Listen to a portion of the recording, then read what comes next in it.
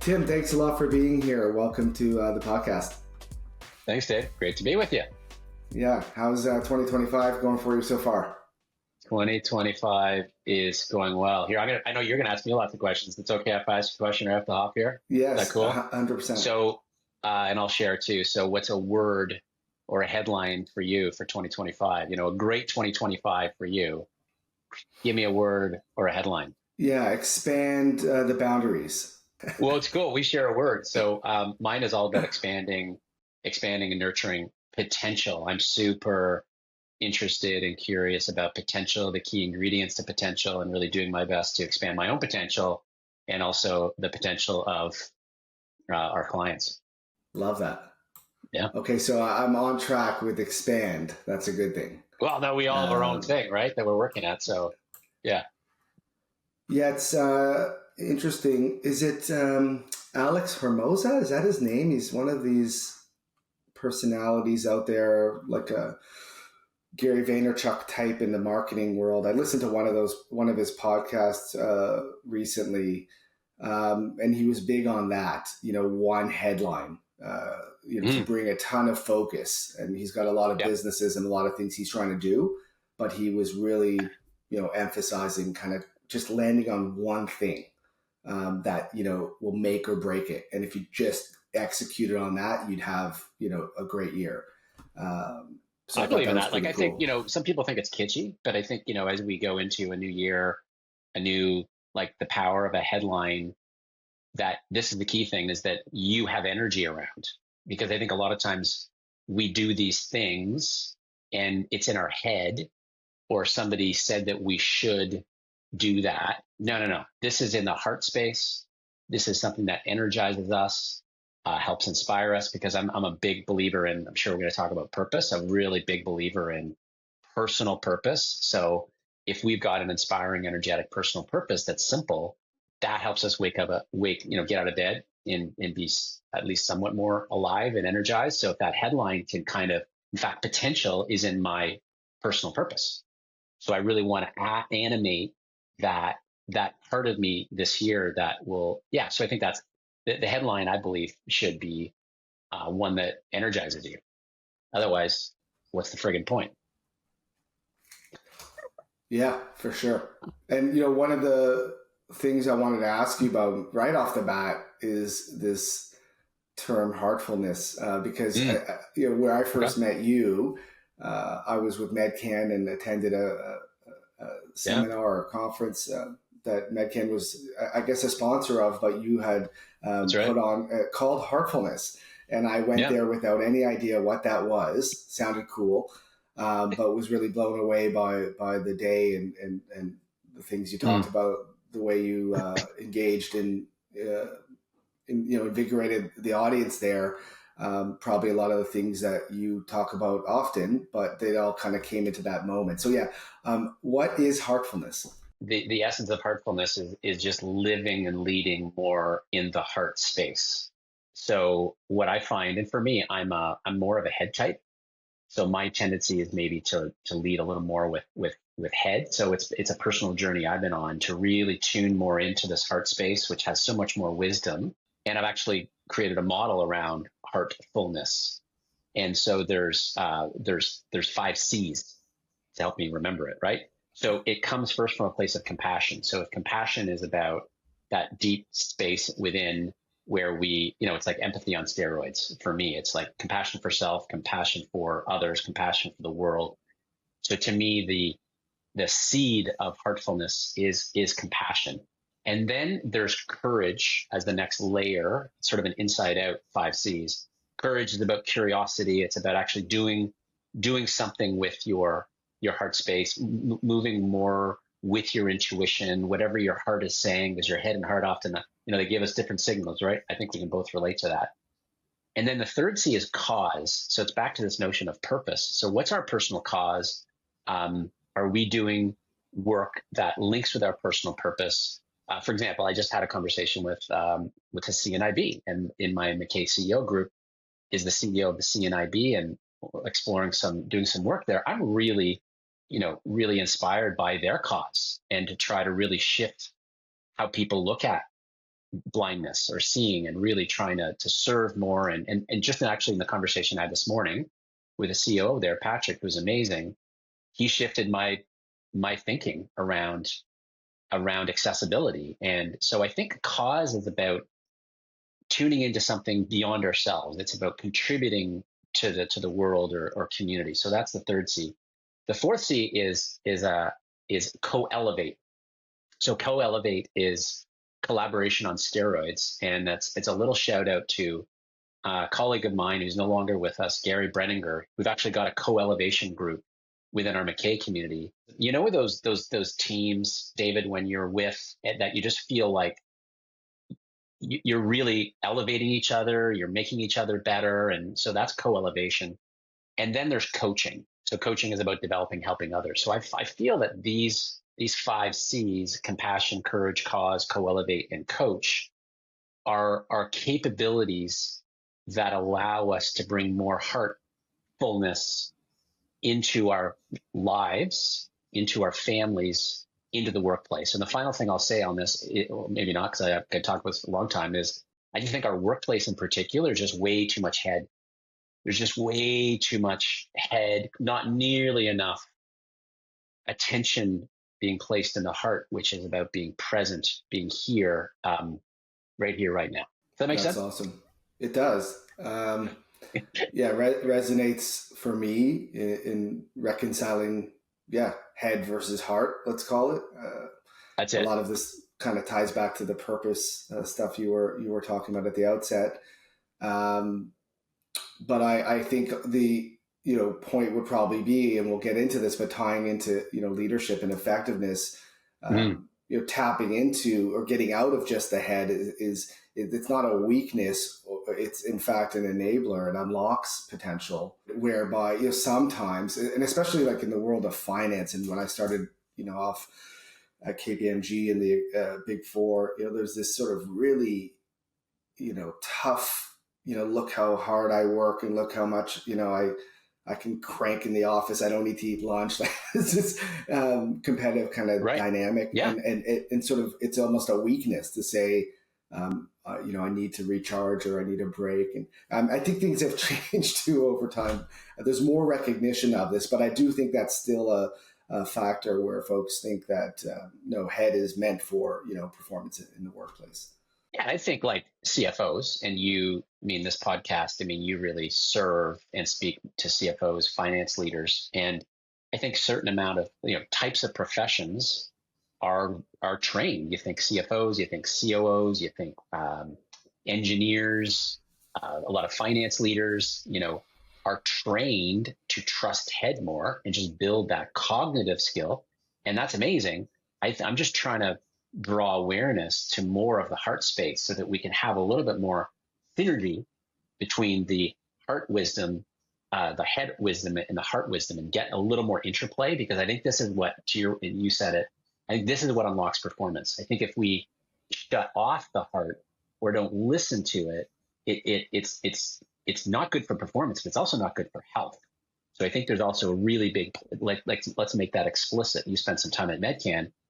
Let's make this explicit that if we tune more into the heart space, it is great for our health, our personal health, our team health, or organizational health. So, yeah.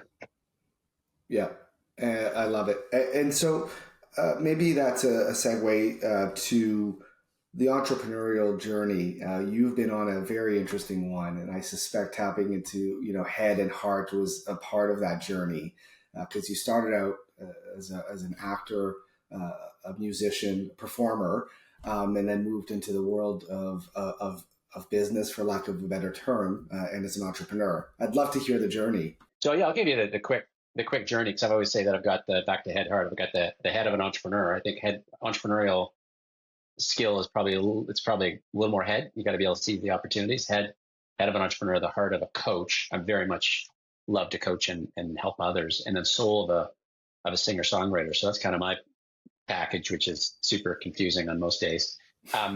But so yeah, I started off as a trained professional actor. I had a dream of being on stage performing in Les Mis. So I trained hard to do that, and I got into Les Miserables. For those of you listening that can remember Les Mis, I was in that when I was 22 at the Royal Alex, and toured at the National Arts Center in Ottawa, and so that kickstarted a professional acting career, mostly in musical theater. And then I was like, I'm not sure if this is a great career for me. I grew up in a background where my dad's a real estate developer, so my head was kind of saying, how about this, Tim? So my first business, I've started or co-created 4 businesses. The first business was a theater business, and trying to find, produce, mount theater, mostly musical theater productions. So my first one was an artistic success and a total financial failure. So I learned a lot, right? So it was a great show called The Old Man's Band. So that was the first business, Magwood Productions. And then I decided, right, maybe I should go learn from others. So I went to Ottawa, worked for Corel, worked in the tech space. I came back to Toronto, worked in the communication space. So I sort of worked on the chops, my sales marketing chops. And then I really was attracted to the learning space. So I went and worked with a company called Horn and Associates, and that was really my master's of education. Worked with Art, who's really, really well respected in the training development space in Canada.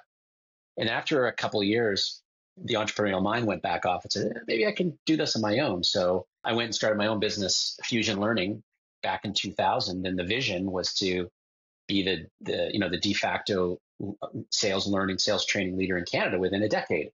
And so put together the business plan. First couple of years were on my own, super difficult. Then I brought on board Kevin Higgins, and we sort of really grew the business together and brought in a couple more partners and scaled up the business over 12 years, and had amazing people, had a lot of fun, had a high impact. And so that was really cool because I was able to combine the entrepreneurialism with the coach heart, developing others.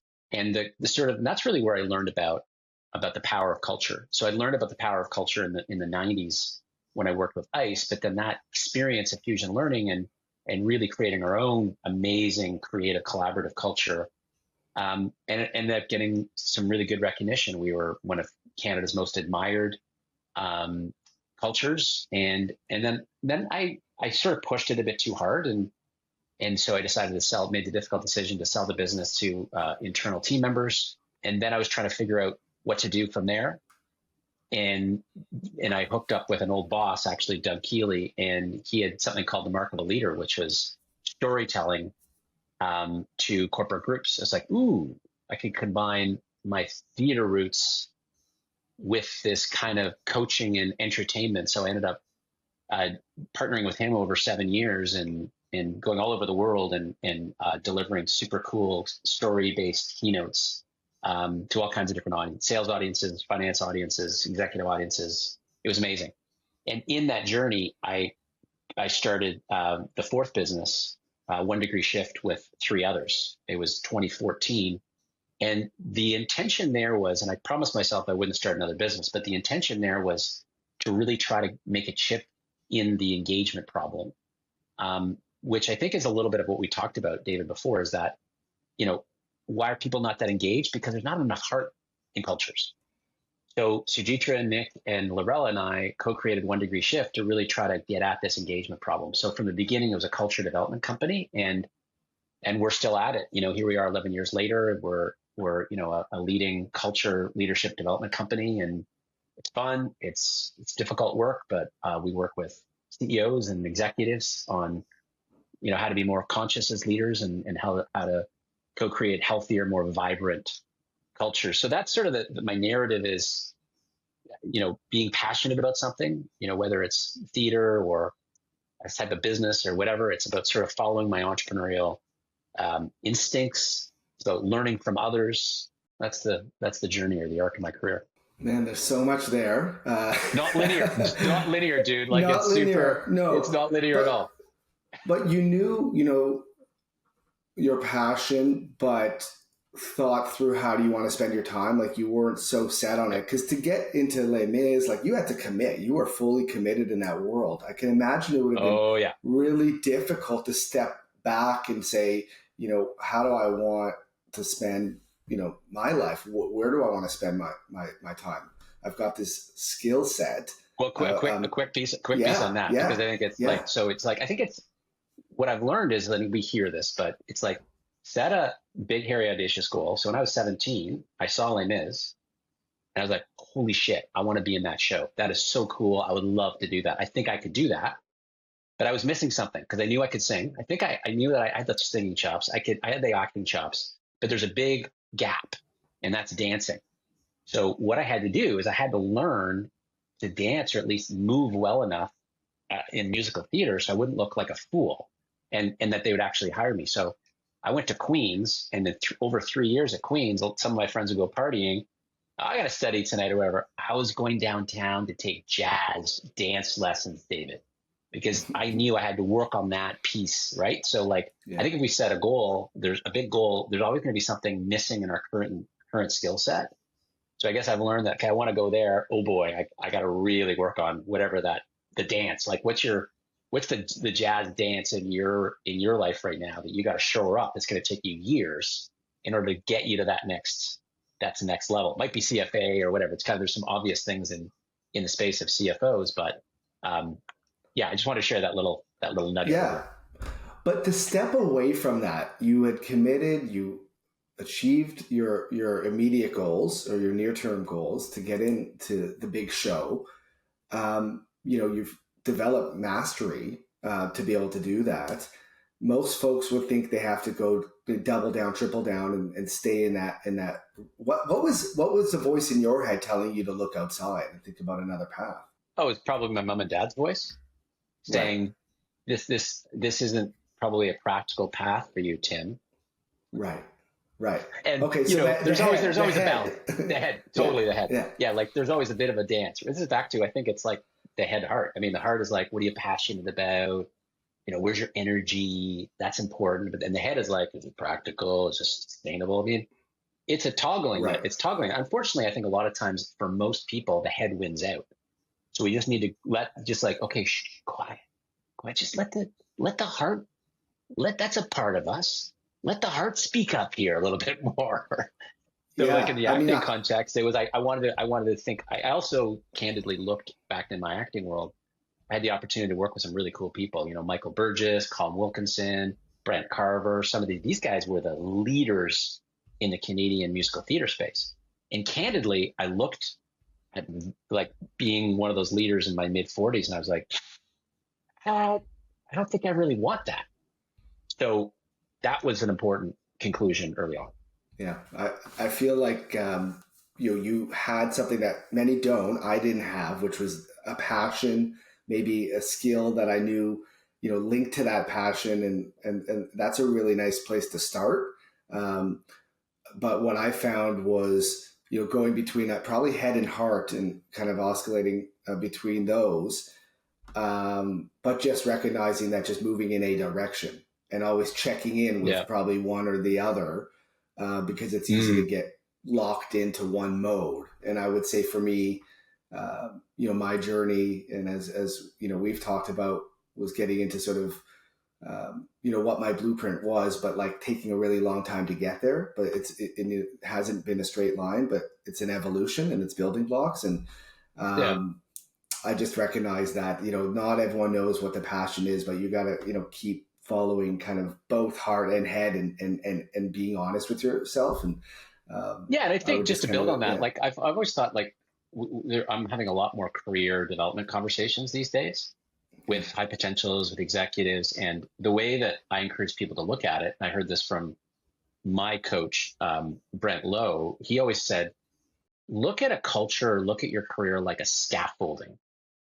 It's a scaffolding because, again, but it's not linear. Like you can't say that you're gonna like, that's just not realistic. It's a scaffolding, so you're kind of built, or like a Lego set where you got certain pieces, there's some foundational pieces, and be creative with how you build your career. Um, because like for some people it's linear. I just don't think the workplace is like that anymore. In fact, the best leaders, I was having a conversation with a really great high potential leader in the CPG space, and he's in innovation. He's really strong there, and he's like, I'm not sure what's next. I'm like, why don't you do a lateral move? Why don't you go and lead in operations for a few years?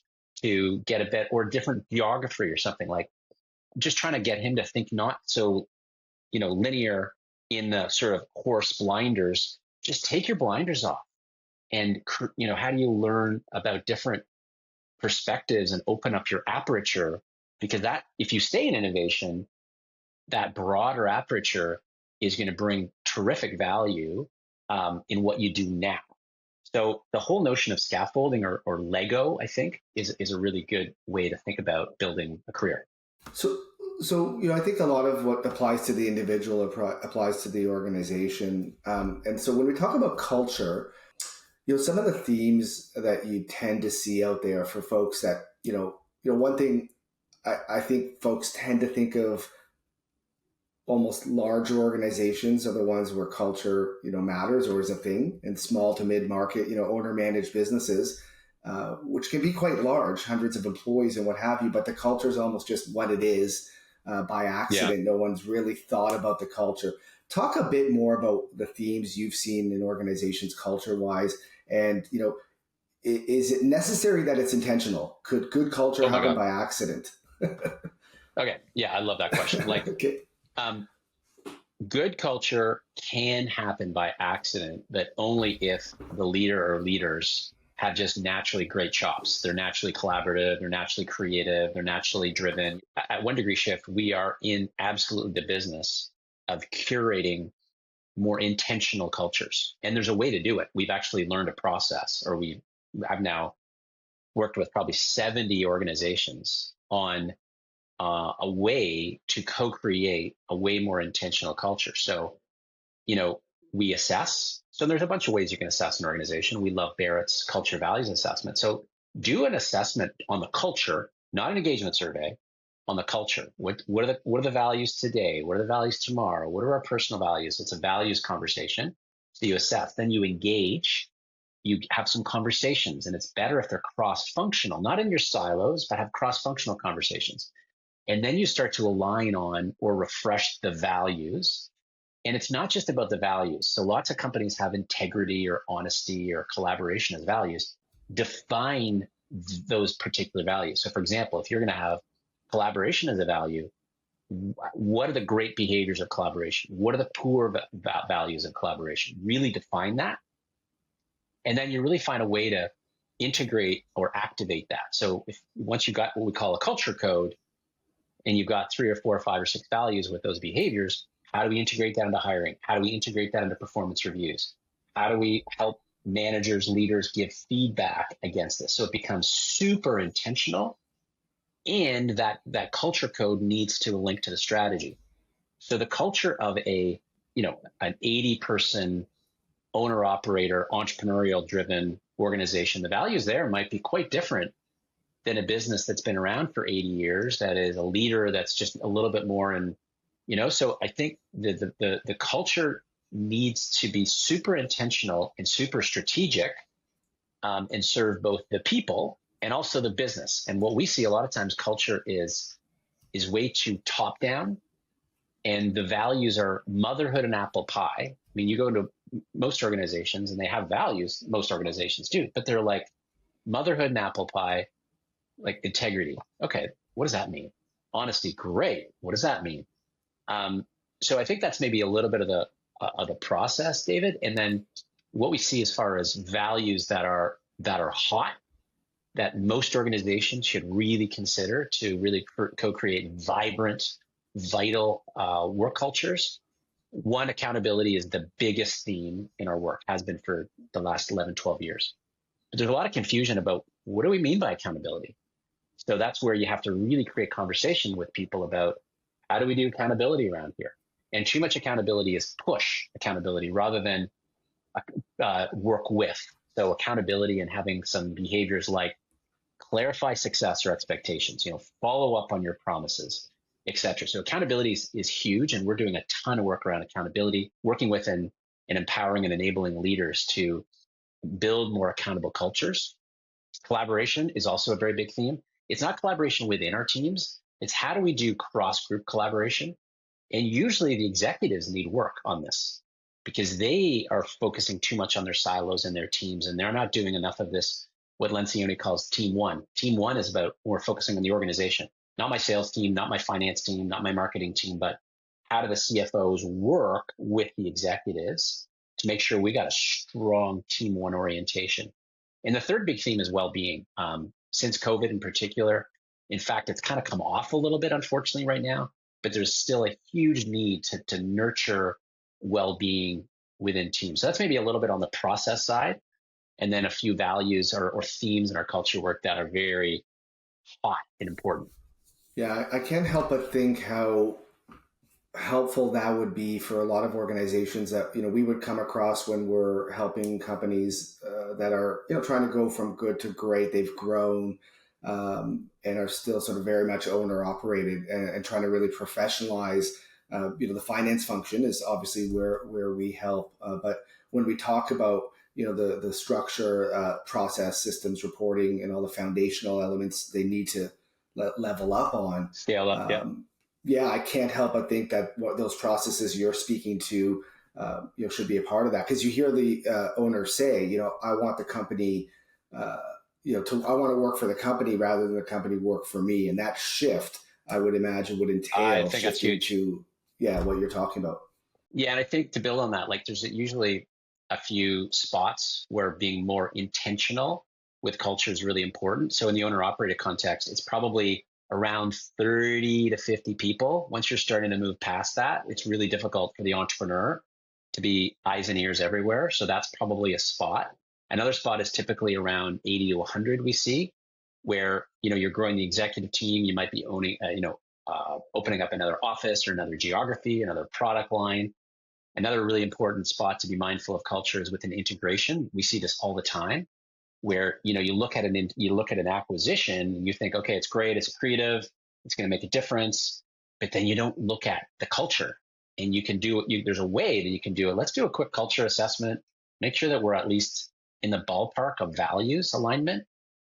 That's usually a big miss in acquisition. So for the CFOs that are looking at acquisitions, probably a number of them, it's like, are we intentional about not just the investable opportunity, dollars wise, but also like what's the possible alignment? So, and the other piece around culture that I think CFOs really have to pay attention to is, is we use Barrett's culture values assessment, and it measures entropy.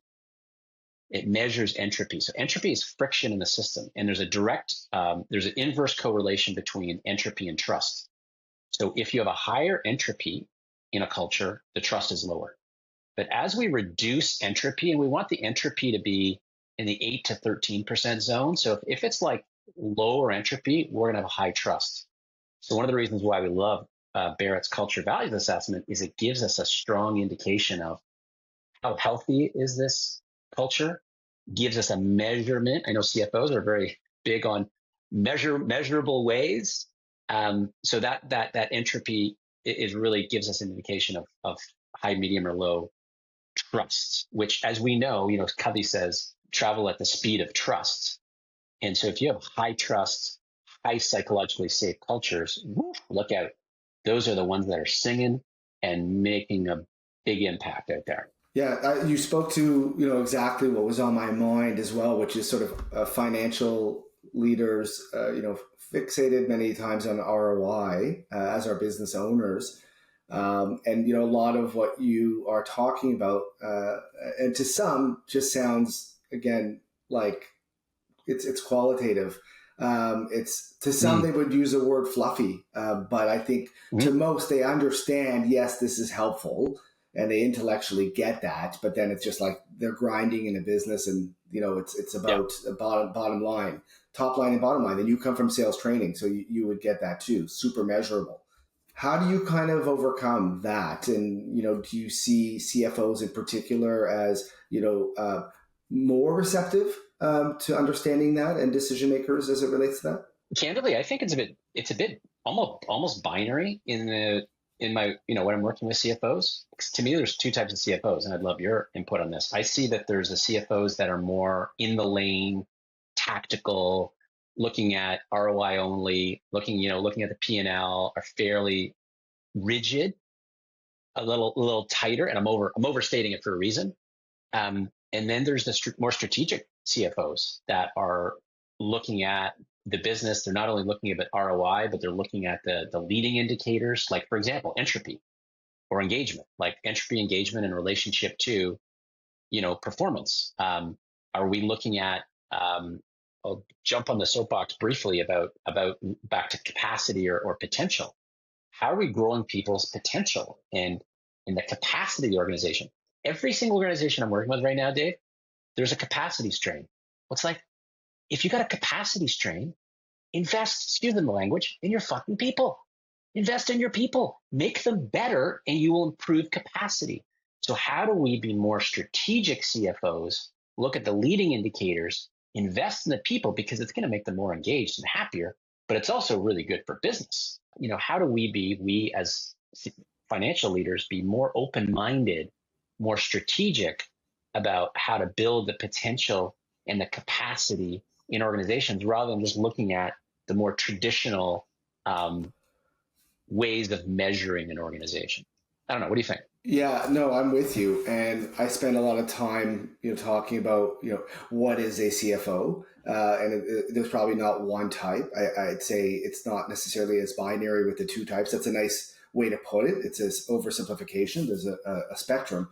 But Mm-hmm. I almost would like to say that, a true CFO, that's sort of table stakes. If you don't understand people dynamics and how to, it's almost the 5 C's that you spoke to. If that's not sort of built into what you do, I think you're going to lack effectiveness. And there are many CFOs that are, just highly technical. They get in there, they do what's needed. Get out of my way. Let me get this done. I know it. I know how to do it. And maybe in some environments that's helpful. But when you start to bring on finance teams, and you need to bring those people on a journey and bring them along. And I think the CFO has to be able to leverage that, or they're not going to be effective, because their time is not well spent in the weeds. And then beyond that, I think CFOs have a unique position with the organization to influence, to invest in people across the organization. So it goes beyond the finance function. So I think the most effective CFOs really get that leverage in the organization, driving that accountability across the organization, which will impact bottom line results. Is a role that they can really play and sponsor and influence. So I'm with you, and I almost tell people, like, hey, the ones that don't get that, sure, there's a place for them, but not as the CFO of your organization. Yeah, interesting. Yeah, when you were speaking there, I was just thinking, because we got a client right now that we're working with their finance team. It's a large finance team, 250 people just in the finance team. We're at the beginning stages of working with them, and their presenting challenge is work-life balance. So I'm super curious. We're right at the beginning. Okay, you got a finance team, 250 people, work-life balance. Why? Is it really about well-being? Is it about capacity?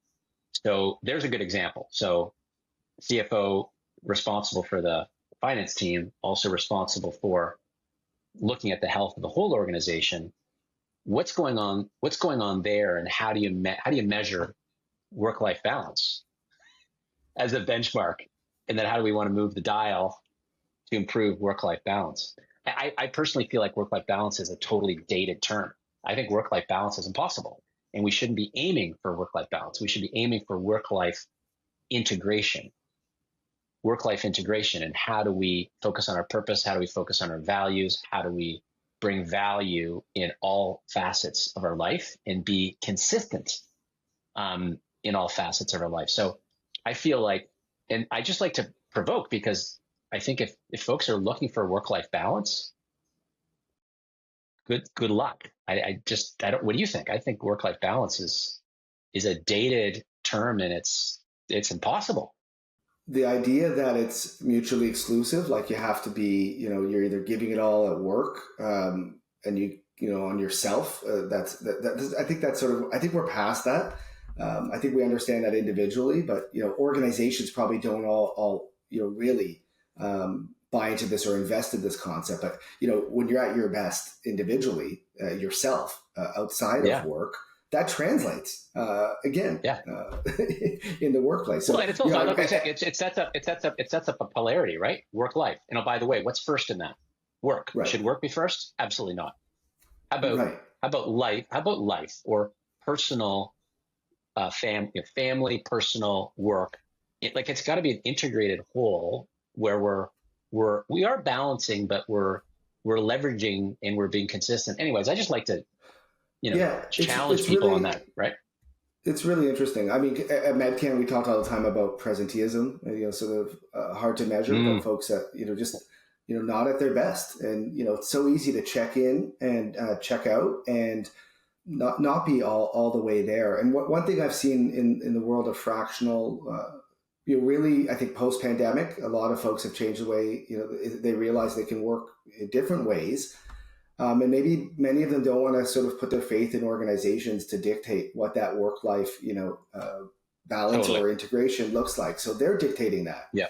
And I've found Yeah. that to be really interesting. It's not just CFO for hire or consultant. I mean, they do want to be a part of teams. They do want to work, and become committed and loyal and build relationships and long term.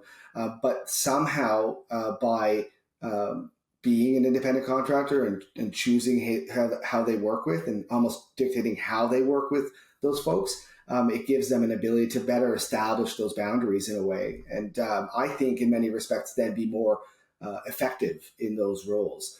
For example, they're not spending their time on sort of self-preservation mode or how do I, Yep. Or manage so on the that, weedy stuff, or they're on the working at the weedy right stuff, elevation. Yeah. the right elevation. And when they're in there, they're fully there. They're giving sort of unfettered advice and guidance, for the betterment of the business. And I think just more effective. They've shed some of the baggage, I would say, that comes from Yeah. how we've acted as employees in environments that don't serve us. So, I've seen a lot of tailwinds in Well, I that think regard. on that, I mean, the fractional executive scene is very, very interesting to me. And I think it can work very well, but it needs to be set up contracting wise very clearly at the front end. And fractional CFOs is probably the most popular of fractional exec roles that I see. And I think it can work amazing. Like if you're working 2 days a week, I'm making that up, that's sort of a pretty good, day and a half, 2 days a week organizations. If you're in your late 40s or 50s or 60s, you've got wisdom, you got lots of experience, you have the right kind of focus. For a lot of organizations, if they're 50, maybe 50 to 200 people, they can't afford a full-time, more experienced executive CFO, but you bring in that pedigree, that experience, part-time fractionally. Wow, it makes good sense for the right stuff. But also, as you said, I think it's important that they're not a consultant, but they're integrated in to that executive team or integrated into those cadences. That's where I see it work well. Where I see it not work as well is that the fractional CFO is more of a hired gun only consultant kind of model. So there's this fine line between fractional CFOs being deployed at the right elevation, the right stuff, and integrated. So they have, I think maybe it's back to the head, the heart, the integrated kind of vibe. So they can also have visibility of what's really going on in the business. Yeah, I'm totally with you. And again, sometimes it just calls for the hired gun for a specific task, get out, That's true. Yep. and that This that can project, like work. for 3 to 6 months or something, maybe this one or two Yeah, projects. That's the other model. Yep. yeah. But most times, a fractional CFO is coming in, and it's fractional anything. And there's a team, and that team is maybe not where they need to be, or maybe they're just not at their best because they're overworked and they're not sure how to kind of change the way they work or don't have capacity to do so. And so I always like to position CFOs in a enablement role. It's not a threat to those individuals. Help unlock their capabilities, capacity. So the right people know how to do that. And I always say, like, I'd rather the right person for 2 days a week than the wrong person for 5 days a week. That'll just really kill your organization. And maybe that 2 day a week person is just setting the table, building what we're talking about throughout the organization, getting to culture, building the right culture, finance and beyond. And then, you bring in the right person that can carry that forward. So I'm a big believer in the leverage. It's just about the right people with the right mindset for the right fit for that business. Mm, It could be so transformational.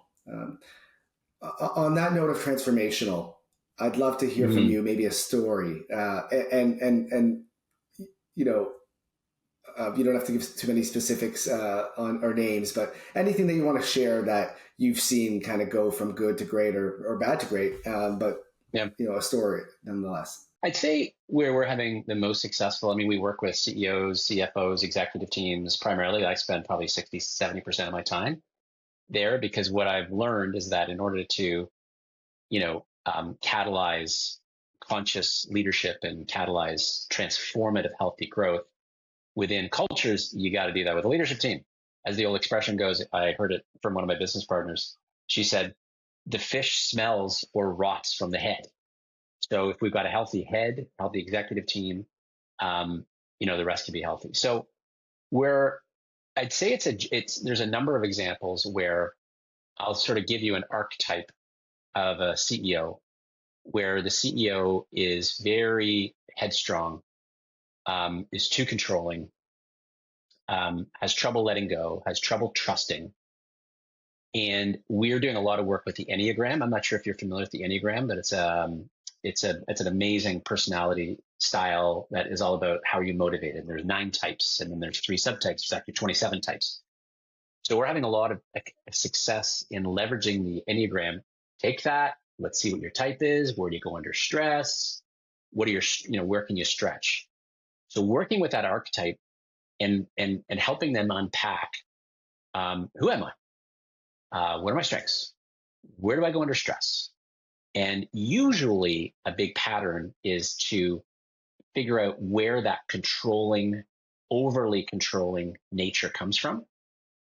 And how do we start to soften that? And some of it is to head and maybe just getting into that heart space a little bit, just balancing out the head heart a little bit. So we can shift that overly controlling nature to one that is more empowering. And so I've probably helped 30, 40 CEOs with just that archetype. And that journey, that's about a year, right? To sort of be aware of it. What's the impact of that? Maybe with the Enneagram, maybe the leadership circle 360, work on part of that, letting go, why, where, maybe delegating a little bit more, being okay with more mistakes as long as we learn. I'd say that archetype is very, very common, but within transformation, your question was transformation, it's an inside out process. And it starts with that coming from that place of understanding motivation and understanding type and where we might go. And then just starting to notice, I need to shift that. And just having a supportive environment to shift those mindsets and then the right behaviors. And so that individual journey, you then take into an executive team, and then all of a sudden you just create way more openness, way more vulnerability, way more trust. So back to really what we're trying to do is we're trying to increase trust levels within executives, within teams. If we can do that, create high trust, high psychologically safe environments, cultures and teams will thrive. Are they made or born? You mentioned nature. I'm Leaders, assuming, yeah. 100% both. Okay. Yes, there are. I mean, we all know that there are some naturally people that are more natural leaders, take the initiative, get in front, all that stuff. Now, some of the best leaders I work with are actually not that, are quieter, are observers, set others up for success. So I've come to really appreciate the non-traditional leadership. So it's absolutely a yes and.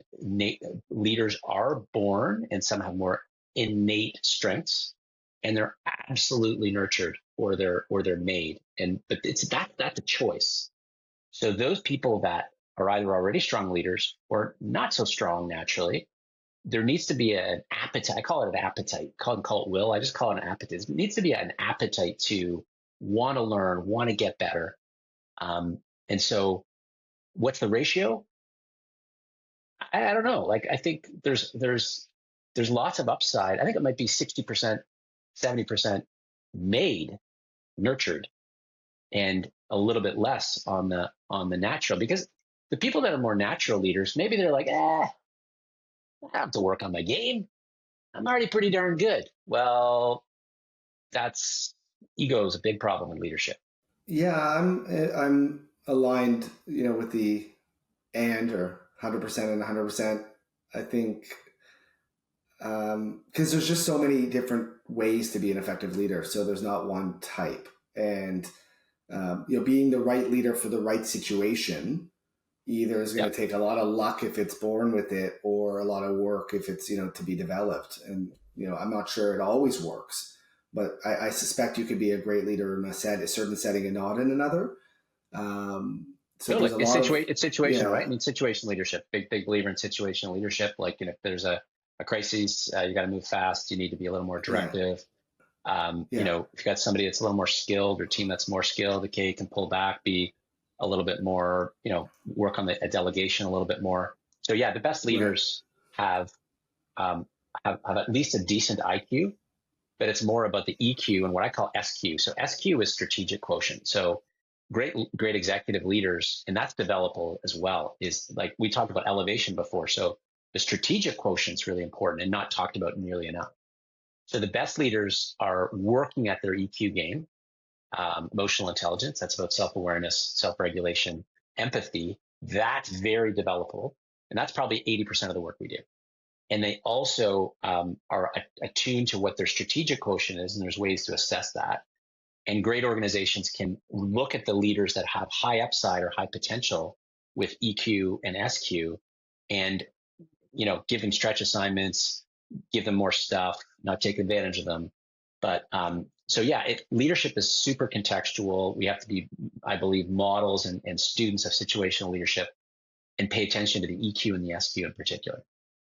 so IQ would be sort of built-in smarts, and SQ would Cognitive. be like working smart, like you know Yeah, like if the difference between IQ and EQ, so yeah, IQ, intellectual, it's like cognitive ability. right. But it's more, if you think, I think about IQ as more contextual in the lane. Like, I have a certain cognitive ability to look at data and stats, or I have a certain cognitive ability to understand even concepts, or etc. So IQ is a certain level or of intelligence, which actually the origin of it is in the army. I don't know if you knew that, but IQ came from a way, okay, we got to put people in the army initially in World War One who are going to be privates, corporals, or whatever. It's like, I'll take these little standardized tests, and the derivation of that IQ is actually still in the SATs, which is crazy, but that's another story. SQ, or strategic quotient, is more about elevation. And so it goes from level one, which is very task driven, to level two, which is series of tasks, to level three, which is problem solving in a certain context, to level four, which is being able to connect the dots between finance, sales, marketing. That's the swivel. That's what you need to be as a VP. Level five is a CEO level, is like, ooh, I can bring value to VPs that are looking across and coach them and really look holistically at an ecosystem. Level six, complexity or strategy, is being able to work with a portfolio of businesses. And then level seven actually goes to level nine. So SQ is about, or capability to handle complexity, is an elevation here, whereas IQ is a little bit more cognitive in a particular contextual lane, is sort of how I describe it. Yeah, super interesting. When it comes to the development side, one thing that I wanted to ask you about was peer groups. Something that I've heard, quite a bit about, but never really took the plunge. I am part of some networking groups, but yeah, talk a little bit about your experience with peer groups. I know you're quite involved. Yeah, like, so for CFOs, or finance leaders, or any executive that are listening to this, highly recommend that every executive, every CFO is part of some peer group, whether you have to pay for it, whether you self-organize. I'd say at the minimum, it's like meet quarterly with a bunch of like-minded people for a couple of hours, and support each other, throw out some challenges, and troubleshoot. That's at the simple self-organized. And most people know about YPO. It's been around for a while. It's self-moderated, good. Um, but then there are a bunch of paid peer groups out there, which I'm a part of. So McKay CEO Forums, for example, has now over 1,000 members in Canada. There's about 50 chairs like me. It's a lot more structured. So there are 7 events a year. There's one-on-one coaching. So the benefit of a peer group, whatever type it is, whether it's self-organized or paid, is that you have peers to compare notes with, for support, for shared experiences. I have led a McKay group for 8 years, and I love it. It creates community, it creates learning. Um, and I think CFOs and executives today need a peer group more than ever for support, for community, but also just to be able to kind of look outside your context, right? Because sometimes we just get a little bit too myopic about the environment we're working in. We need another set of eyes, at least another set of eyes. And so that's what I feel peer groups do. And McKay actually has McKay CEO Forums has a dedicated CFO group. So you have CEO groups, you got executive groups, and then there's some more specialized, like there's a CFO group that my colleague Larry leads, which is awesome. There is a CHRO group. There's an executive group. I think it's, there's a bunch of different ways depending on your needs, but I'm a huge fan of executive peer groups, man. Yeah, I appreciate that. I think we should, put that out there and get the word out more and more, particularly CFOs to get out of their offices and I think so. I into think it's probably good, these particularly for groups. CFOs, for VPs VPs of ops, or maybe VPs of HR or CHROs, where you need to just Yeah. broaden your lens or your aperture on different perspectives. I think it just brings all kinds of value. Yeah, for the last couple of years, I've been a part of Finance Executives International (FEI), which is Oh, cool. a wonderful group as well.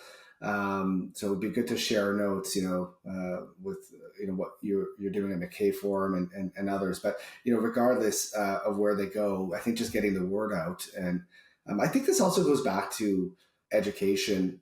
When folks are coming out of university and early in their careers, you're getting folks thinking about all the things we've talked about, the heart and the head. I just wonder if there's enough focus on helping kids think about that, think like that, to set them up for all the things you've talked about.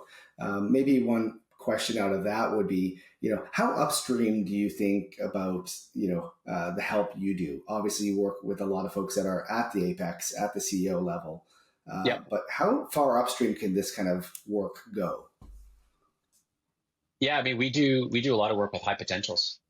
So we've got a program called Morpheus that focuses on high potentials that are not executives today, and it really helps the C-suite with their bench strength.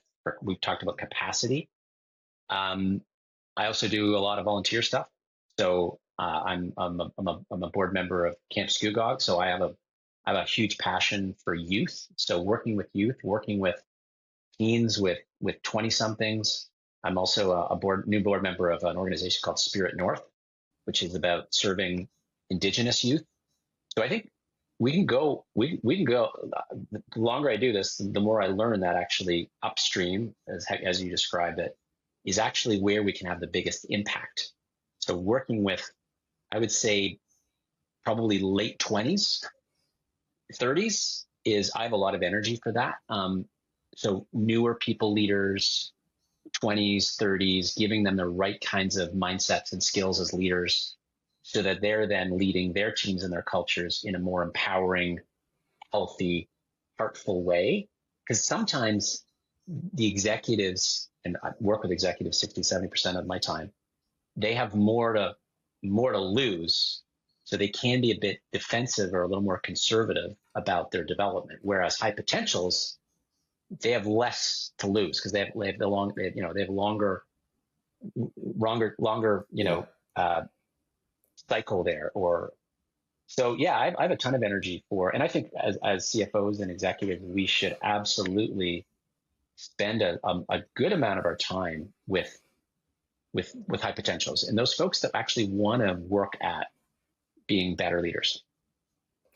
Well, as you mentioned camp, I'm picturing Yeah, you around the campfire with your guitar, but I've yeah. also seen you, in front of hundreds of people in corporate settings with that guitar. It's really powerful. It kind of ties back to storytelling, Mm. but I've seen the impact you have.